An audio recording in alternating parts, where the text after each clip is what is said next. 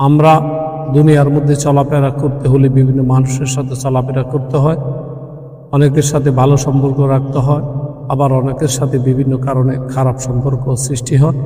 কিন্তু আল্লাহ পাক রব্বুল আলামিন এবং তার নবী রহমতুল্লিল আলামিন নবী আমাদেরকে নির্দেশ প্রদান করেছেন আমরা যেন যাকে ভালোবাসি আল্লাহর জন্যই যেন ভালোবাসি, অর্থাৎ আল্লাহ পাক এবং তার রসুলের যেন স্বার্থ থাকে ওই ভালোবাসা।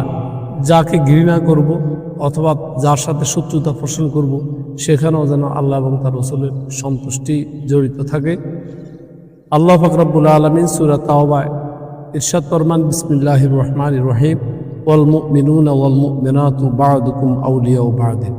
আল্লাহ পাক রব্বুল আলামিন ফরমান, মুমিন পুরুষ এক অপরের বন্ধু, এক অপরের সাথী, মুমিন নারী এক অপরের সাথী বা বান্ধবী। এই কোরআনুল কারীমের আয়াত দ্বারা আমরা যেটা বুঝলাম সেটা হলো মুমিনরা এক অপরের বন্ধু এই জন্যই যে মুমিন আল্লাহ পাক রব্বুল আলামিন এবং তার রাসূলের নির্দেশ অনুযায়ী চলে, আর সেই জন্য মুমিনরা এক অপরের। মুমিনদের বন্ধুত্বের মধ্যে এবং মুমিনাতের বন্ধুত্বের মধ্যে আল্লাহ পাক রব্বুল আলামিনের স্বার্থ রয়েছে, সন্তুষ্টি রয়েছে, কেননা তারা আল্লাহ পাকের বান্দা, রাসূলের উম্মত, সেই জন্য তারা এক অপরের বন্ধু। আল্লাহ পাক রব্বুল আলামিন সূরা মায়েদা ইরশাদ ফরমান, বিসমিল্লাহির রহমানির রহিম, ইন্নামা ওয়ালিয়্যুকুমুল্লাহু ওয়া রাসূলুহু আল্লাযীনা আমানু আল্লাযীনা ইউকিমুনাস সালাতা ওয়া ইউতুনাজ যাকাতা ওয়া হুম রাকিউন। নিশ্চয়ই আল্লাহ পাক রব্বুল আলামিন এবং তার রাসূল এবং মুমিন যারা নামাজ প্রতিষ্ঠা করে এবং যাকাত প্রদান করে এবং আল্লাহ পাককে রুকু প্রদান করে, অর্থাৎ বিনয়ের সাথে আল্লাহ পাকের সামনে তারা অবনত হয়, এই সমস্ত মুমিনরা তোমাদের অভিভাবক। এখানে আল্লাহ পাক রব্বুল আলামিন আমাদের অভিভাবক, প্রভু হিসাবে, স্রষ্টা হিসাবে, রাসূল পাক সাল্লাল্লাহু আলাইহি ওয়াসাল্লাম আমাদের অভিভাবক, আমাদের রাসূল হিসাবে, আর মুমিনরা আমাদের অভিভাবক।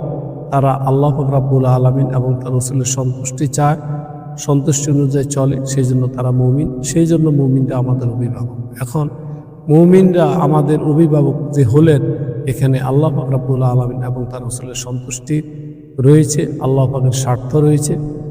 সেই জন্য আল্লাহ পাক রব্বুল আলামিনের নবী সরকারে কায়নাত হাদিসে পাকের বিভিন্ন জায়গায় তিনি ঘোষণা করেছেন যে তোমরা কারো সাথে ভালোবাসা রাখতে, সন্তুষ্টি থাকে, স্বার্থ থাকে, এবং কারোর সাথে শত্রুতা পোষণ করলে যেন আল্লাহ পাকের সন্তুষ্টি থাকে। সেই জন্য আবু দাউদ শরীফের একখানা হাদিস, হযরত আবু উমামা রাদিয়াল্লাহু তাআলা থেকে হাদিস খানা বর্ণিত, তিনি ফরমান, আন রাসূলিল্লাহ সাল্লাল্লাহু আলাইহি ওয়াসাল্লাম, হযরত আবি উমামা রাদিয়াল্লাহু তাআলা আনহু তিনি নবীজি থেকে হাদিস খানা বর্ণনা করেন, ক্বালা নবীজি ইরশাদ ফরমান, মান আহাব্বা লিল্লাহ ওয়া আবগাদা লিল্লাহ ওয়া আ'তা লিল্লাহ ওয়া মানা লিল্লাহ ফাকাদ ইসতাকমালাল ঈমান। নবীজি ইরশাদ ফরমান, কেউ যদি কাউকে ভালোবাসে এবং কেউ যদি কারোর সাথে শত্রুতা পোষণ করে এবং কেউ যদি কাউকে কোনো কিছু দান কিছু দেওয়া থেকে নিষেধ করে, প্রত্যেকটা কাজে যদি আল্লাহ পাকের সন্তুষ্টি থাকে, আল্লাহর জন্য যদি এই কাজগুলি করে, ফাকাদ ইসতাকমালাল ঈমান, তাহলে তার ঈমান পরিপূর্ণতা